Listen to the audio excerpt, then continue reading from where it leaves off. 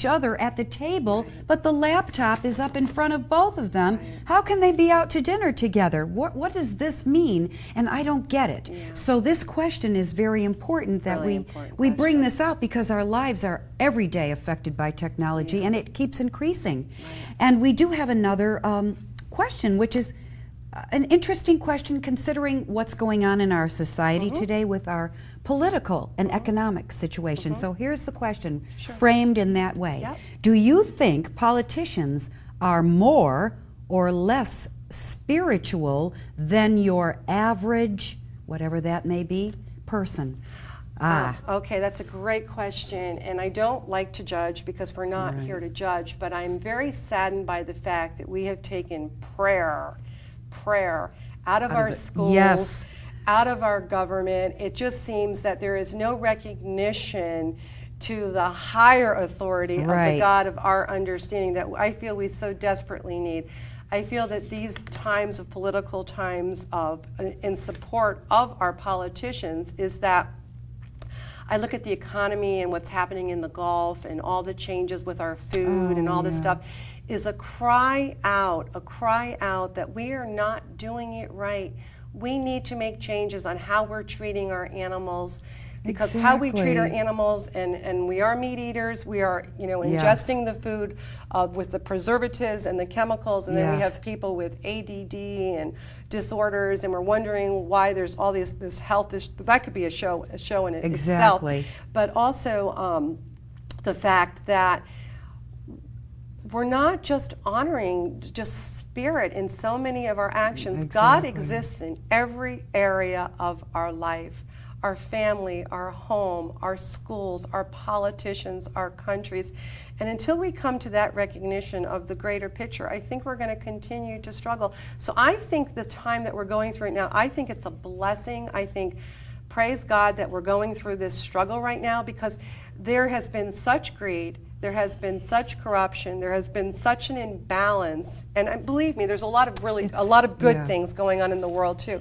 But there are times that when authority is given, that we are responsible for the authority that's bestowed upon us. And I just saw a show, and I'm really not into the stock market and whatnot, but I almost started to cry.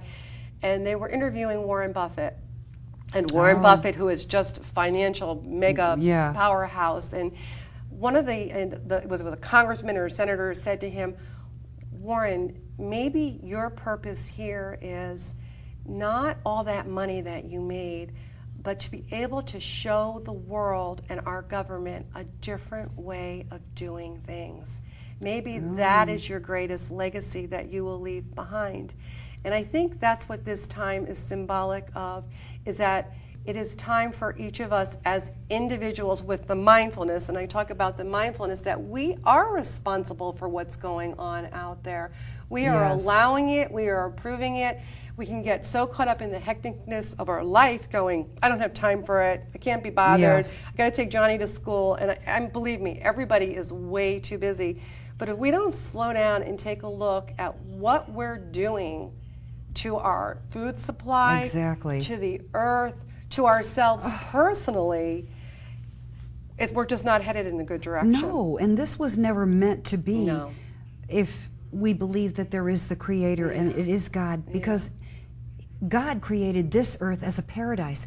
Look at this horrific catastrophe that we just talked about in the Gulf.